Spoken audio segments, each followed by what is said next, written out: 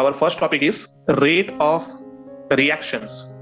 Now rate of reaction को हम normally कैसे define करते हैं? It is defined as the change in concentration of reactants or products in unit time. Normally rate को express करने के लिए R use करेंगे and rate equals to change in concentration of reactant or product divided by time taken. Generally concentration of reactant जिसको हम लोग express करेंगे R और उसे ब्रैकेट में, यहाँ bracket means concentration in molarity. तो generally concentration of reactant decrease होता है with time और concentration of product जो होगा that will increase with time.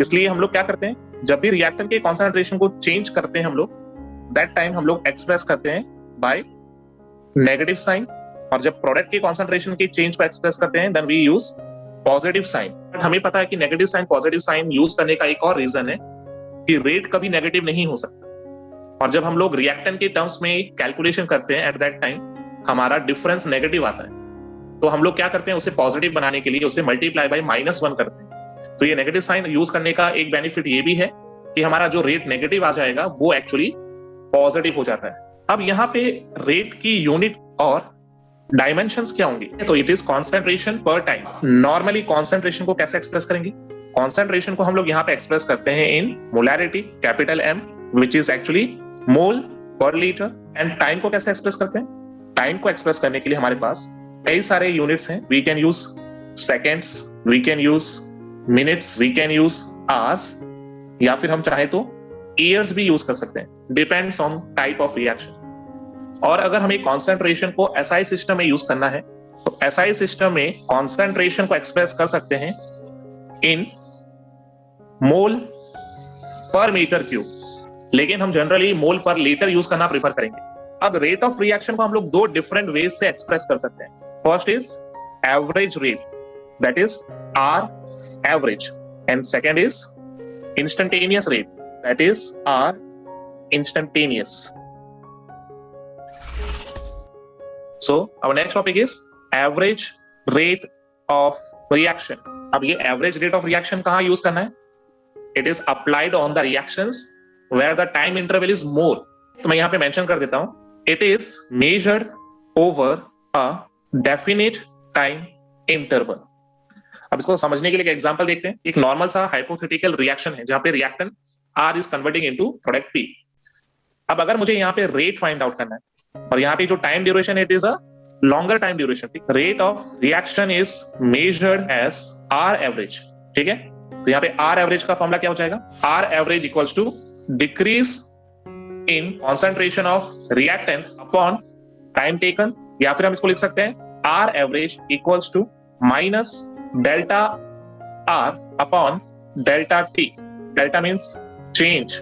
अब यहां पे अगर हम लोग इसी रिएक्शन के लिए रेट कैलकुलेट करना चाहते हैं इन टर्म्स ऑफ प्रोडक्ट, तो we can write R average is equal to increase in concentration of product divided by time taken, या फिर we can write R average equals to plus delta P upon delta T. अब हमें यहाँ पे दो बातें ध्यान रखनी है. First, rate of reaction is always positive, तो इसीलिए हम लोगों ने माइनस साइन से मल्टीप्लाई किया हुआ है इन केस ऑफ रिएक्टेंट. और सेकेंड केस हमें ये याद रखना है, R average is used in reaction which has longer time duration. So next topic is instantaneous rate. इसको डिफाइन कैसे करेंगे, it is the rate of change of concentration of any one of the reactants और product at particular instant of time. तो इसको समझने के लिए भी एक हाइपोथेटिकल एग्जांपल कंसीडर करेंगे. A reactant R is converting into product P. Now this reaction is occurring in very short time, या फिर किसी पर्टिकुलर टाइम पे हम लोग रेट कैलकुलेट करना चाहते हैं.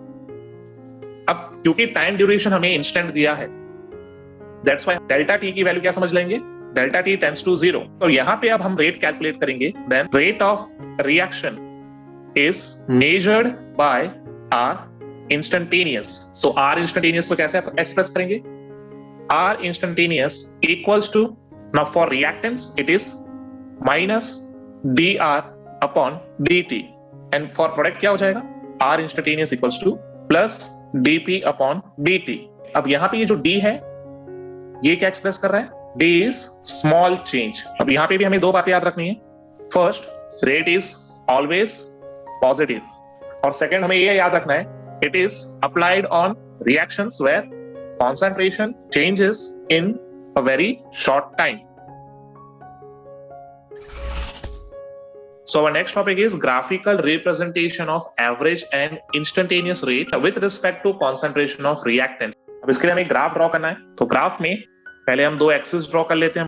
y एक्सिस पे हम लोग शो करेंगे concentration of reactants and x axis पे हम लोग शो करेंगे टाइम को। अब वी नो दैट कि रिएक्टेंट का कॉन्सेंट्रेशन टाइम के साथ डिक्रीज हो जाता है, तो सपोज ग्राफ इस पॉइंट से स्टार्ट हो रहा है और ग्रेजुअली जैसे जैसे टाइम बढ़ रहा है रिएक्टेंट का कॉन्सेंट्रेशन डिक्रीज हो रहा है, तो ग्राफ में इस टाइप का एक कर्व हमें मिला।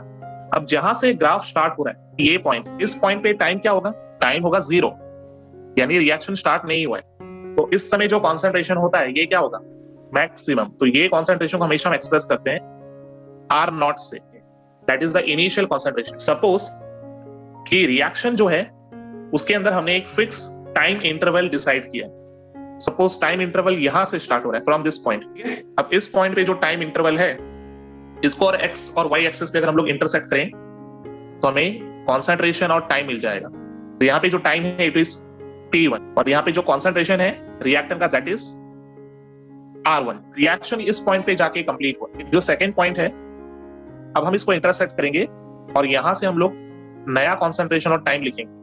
तो हमारा कॉन्सेंट्रेशन क्या हो जाएगा, इट इज R2 और टाइम हो जाएगा T2। अब ये जो R1 से लेके R2 का टाइम ड्यूरेशन है डेल्टा R, और ये जो T1 से T2 का ड्यूरेशन है डेल्टा T लिख सकते हैं।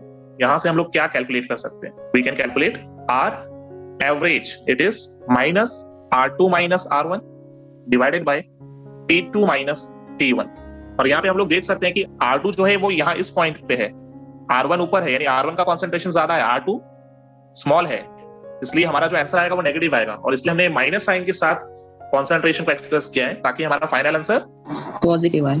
यस, तो फाइनली हम लोग ये भी लिख सकते हैं कि ये एक्चुअली हो जाएगा हमारा minus delta R upon delta T। तो this is average rate.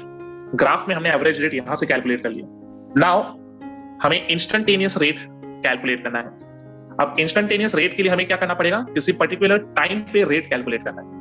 Suppose this is the particular time जहां पे हमें रेट कैलकुलेट करना है। तो पहले हम लोग क्या करेंगे, इस पॉइंट पे एक टेंजेंट ड्रॉ कर देंगे। अब यहाँ पे जो पॉइंट है इस पॉइंट पे हमें कैलकुलेट करना है R इंस्टेंटेनियस। दैट मीन्स अब ये जो पॉइंट है ये x एक्सिस और y एक्सिस को जहां इंटरसेक्ट करेगा यहां से हमें कॉन्सेंट्रेशन और टाइम मिलेगा। So that concentration is R and this is T।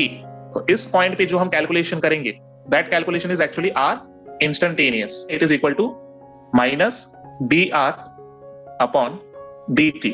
dp upon dt जो है it is the value of this slope। वहां पे स्लोप की वैल्यू क्या, नेगेटिव होगी। So our next topic is graphical representation of R average and R instantaneous with respect to concentration of product। For this also we have to draw a graph। और graph के y और x axis में same terms होंगे, x में time होगा and y axis पे होगा concentration of products. अब प्रोडक्ट के लिए ग्राफ कहां से स्टार्ट होगा, in case of product concentration increases with respect to time. तो जैसे जैसे टाइम बढ़ेगा कॉन्सेंट्रेशन जो है प्रोडक्ट का दैट विल ऑल्सो इंक्रीज। तो इस टाइप का हमें एक कर्व मिल रहा है। Now this graph is actually showing concentration of product, और जहां से ग्राफ स्टार्ट हो रहा है दैट इज एक्चुअली P0 या P0, जहां पे कॉन्सेंट्रेशन एक्चुअली 0 है बिकॉज टाइम इज ऑल्सो 0, क्योंकि रिएक्शन स्टार्ट नहीं हुआ है। अब यहाँ पे भी हम लोग एक टाइम इंटरवल सेलेक्ट करते हैं और उसके लिए R एवरेज कैलकुलेट करेंगे। नाउ सपोज ये हमारा टाइम ड्यूरेशन है, जिस ड्यूरेशन में हमें रेट कैलकुलेट करना है। इनिशियली रिएक्शन जहां से स्टार्ट हुआ दैट टाइम इज T1 और concentration at this time is P1। Reaction का जो सेकेंड पॉइंट है वो है this, now it is T2 and concentration यहाँ पे हो जाएगा P2। तो ये P1 और P2 के बीच में जो डिफरेंस है that is delta P। And T2 और T1 के बीच में जो डिफरेंस है दैट इज डेल्टा T। अब इस ड्यूरेशन ऑफ टाइम में हम अगर रेट कैलकुलेट करना चाहें, that rate is actually R average. और इसके लिए हमें क्या लिखना पड़ेगा, we have to write difference in concentration of product that is T2 minus T1 divided by change in time that is T2 minus T1। अब यहां पे हम देख सकते हैं कि P1 जो है वो इनिशियल कॉन्सेंट्रेशन है प्रोडक्ट का, और P2 जो है वो फाइनल कॉन्सेंट्रेशन है, और फाइनल कॉन्सेंट्रेशन की वैल्यू जो है वो इनिशियल से ज्यादा है। दैट मींस यहां पे जो आंसर आएगा दैट इज पॉजिटिव। तो यहां पे हमें प्लस साइन शो करना है, we don't need negative sign to make it positive. तो फॉर्मूला हो जाएगा plus delta P upon delta T, and this is our average rate. Now in case of instantaneous हमें कैलकुलेशन करना है at a particular point of time. तो suppose ये particular point of time है जहां पे हमें कैलकुलेट करना है रेट। सो इसके लिए हम लोग पहले क्या ड्रॉ करेंगे, we will draw a tangent. इस पॉइंट पे जो कॉन्सेंट्रेशन मिलेगा ये हमारा प्रोडक्ट का कॉन्सेंट्रेशन हो जाएगा, और एक्स एक्सिस पे जो हमें मिल रहा है दैट इज टाइम। इस पॉइंट पे जो हम कैलकुलेशन करेंगे that will give are instantaneous. So it is equal to plus dp upon dt।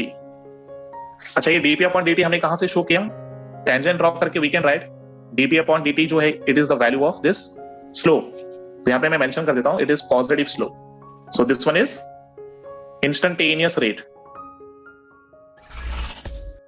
So our next topic is overall rate of reaction when several reactants and products are involved in a reaction.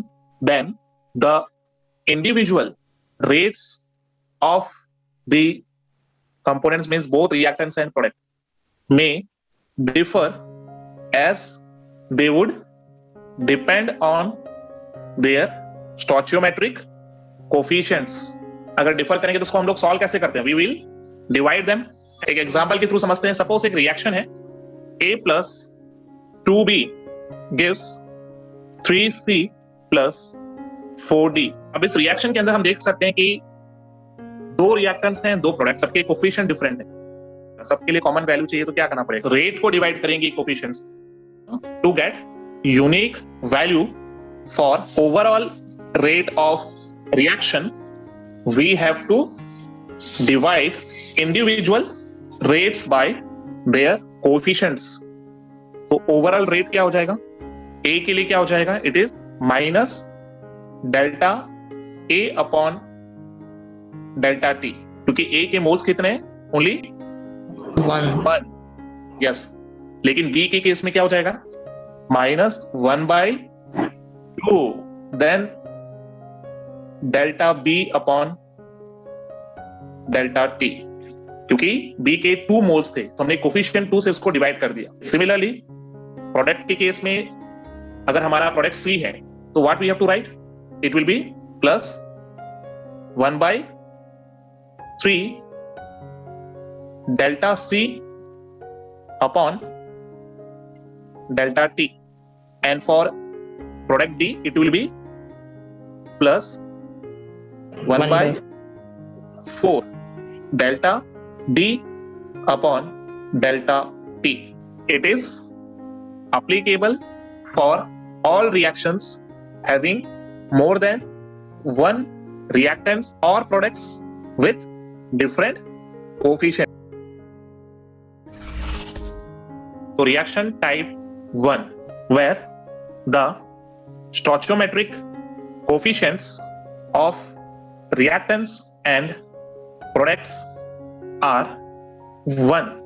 Example में suppose 1 mole Hg combines with 1 mole chlorine to form 1 mole mercury chloride.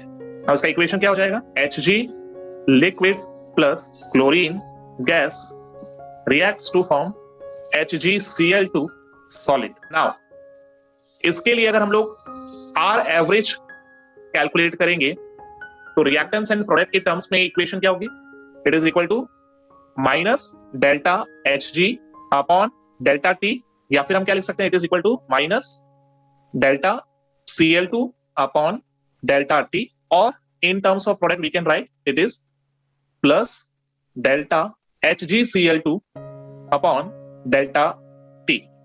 इसी same equation पे अगर हम R instantaneous calculate करना चाहेंगे तो formula क्या हो जाएगा, it is minus DHg upon dt और it is equal to minus DCl2 upon dt और in case of product it is plus DHgCl2 upon dt।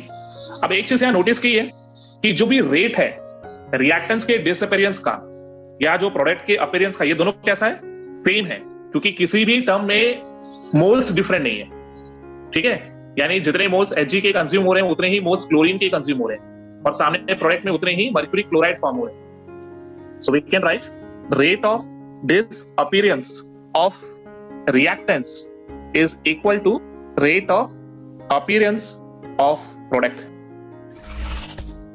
Now reaction type 2, where the stoichiometric coefficients of reactants or products are not equal to 1. ऐसे case में हम लोगों को rate of reaction find out करना है।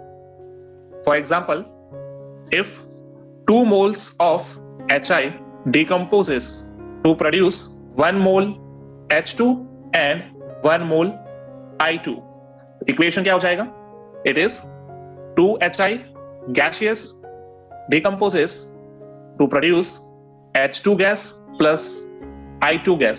अब यहां पे अगर हमें रेट कैलकुलेट करना है तो R एवरेज इक्वल्स टू क्या हो जाएगा, अब it is equal to minus 1/2 delta HI upon delta T और in terms of product it is equal to plus delta H2 upon delta T और it can be equal to plus delta I2 upon delta T।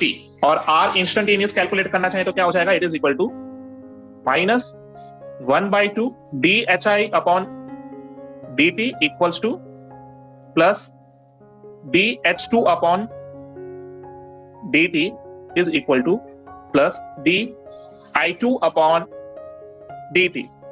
तो यहाँ पे हम लोग देख सकते हैं कि जो कोफिशिएंट से डिफरेंट थे, इसलिए रेट ऑफ अपीयरेंस और रेट ऑफ डिसअपीयरेंस दोनों के लिए इक्वल नहीं होंगे, क्योंकि इस बार हम लोग स्टोइचोमेट्रिक कोफिशिएंट से डिवाइड कर रहे हैं उन्हें इक्वेट करने के लिए।